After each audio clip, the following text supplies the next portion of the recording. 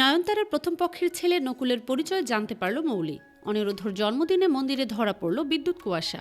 হ্যাঁ, এরকমই দৃশ্য হতে চলেছে আজকের ও মোর দরদিয়া ধারাবাহিকের এপিসোডে। শুরুতেই আমরা অনিরুদ্ধকে দেখতে পাই। সে ঘুম থেকে উঠে ঘরে সাজগোজ দেখে অবাক হয়ে যায়। এরপর সেখানে তানিয়া আসে এবং অনিরুদ্ধকে জন্মদিনের শুভেচ্ছা কার্ড দেয় আর উইশ করে।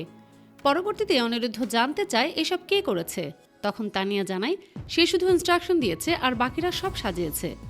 পরবর্তীতে সেখানে বাণী চলে আসে এবং অনিরুদ্ধকে শুভেচ্ছা জানায়, কিন্তু তানিয়া তার মাকে বলে এইভাবে কেউ উইশ করে না, হ্যান্ডশেক করে উইশ করতে হয়। এরপর সে তার মায়ের আর অনিরুদ্ধর হাত মিলিয়ে দেয়। পরের সিনে সেখানে সাথী এবং শ্যামলী চলে আসে জন্মদিনের কেক নিয়ে।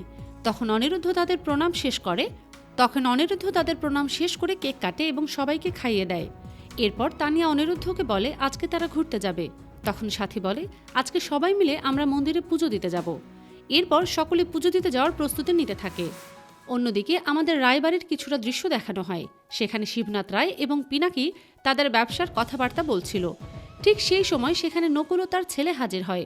নকুলকে দেখে শিবনাথ রায় প্রচণ্ড রেগে যায় এবং খারাপ আচরণ করতে থাকে।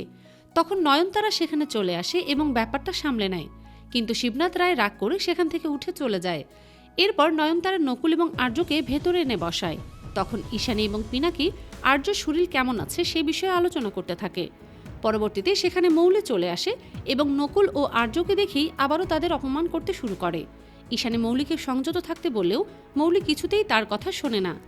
তখন নয়নতারা বাধ্য হয়ে বলে দেয় নকুল তার জেঠু আর আর্য তার ভাই। এই কথা শুনে তো মৌলি অনেক অবাক হয়ে যায় এবং ঠাম্মিকে বলে তুমি মনে হয় মজা করছো। কিন্তু নয়নতারা মৌলিকে বলে সে মজা করছে না, কারণ নকুল তার প্রথম পক্ষের সন্তান। এই কথা শুনে তো মৌলি আরও বেশি অবাক হয়ে যায় এবং আরও চিৎকার চেঁচামেচি করতে থাকে এত বড় সত্যিটা তার থেকে লুকিয়ে রাখার জন্য। পরের সিনে আমরা মন্দিরের দৃশ্য দেখতে পাই। সেখানে অনিরুদ্ধর মঙ্গল কামনায় সকলে পুজো দিতে গিয়েছিল। আর অন্যদিকে বিদ্যুৎ ও কুয়াশা ফ্রিতে খাওয়ার লোভে মন্দিরে ঢুকে পড়ে।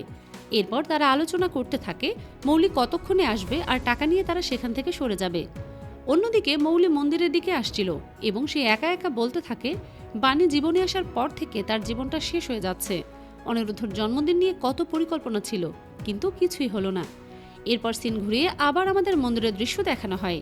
সেখানে বাণী এবং শ্যামলী খাবার পরিবেশন করছিল কাঙালিদের। তখন বিদ্যুৎ ও কুয়াশা তাদের দেখতে পেয়ে মুখ ঢেকে নেয়। পরবর্তীতে সেখানে শ্যামলী খাবার দিতে এলে বিদ্যুৎকে চিনে ফেলে আর তাকে আটকে দেয়। কুয়াশা সেখান থেকে পালিয়ে আড়ালে লুকিয়ে পড়ে। এরপর শ্যামলী বিদ্যুৎকে বকাবকি করতে থাকে তার কুকর্মের জন্য।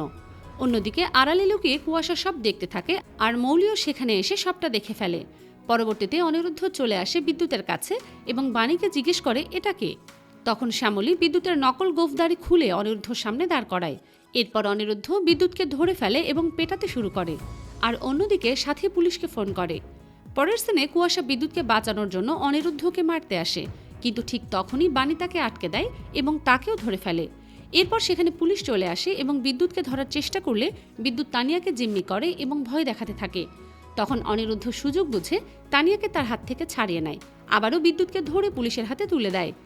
শেষ দিনে শ্যামলী ঠাকুরের সামনে বসে কাঁদতে থাকে এবং বিদ্যুতের মৃত্যু কামনা করতে থাকে। তখন বাণী এসে তাকে শান্ত হতে বলে আর এসব বলতে নিষেধ করে। তখন শ্যামলী বলে ভাগ্যিস ধনপতি সেদিন সিদ্ধান্তটা নিয়েছিল, তা না হলে কি যে হতো।